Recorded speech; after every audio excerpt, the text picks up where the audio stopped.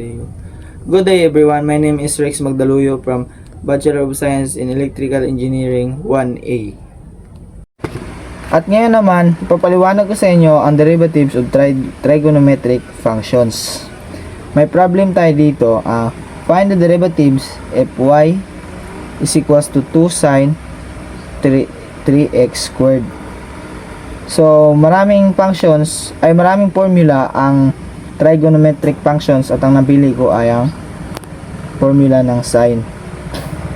Ang formula ng sine ay d over dx sine u is equals to cosine u times dy over dx.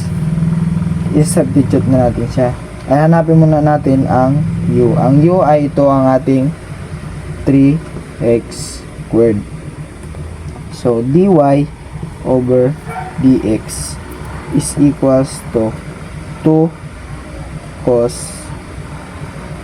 cosine 3x squared. At ang derivative naman ng ating u, 3 times 2x. 2 times 3 equals 6 times 2x is equals 12x.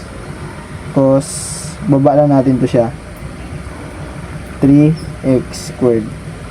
At ito na ang ating sagot.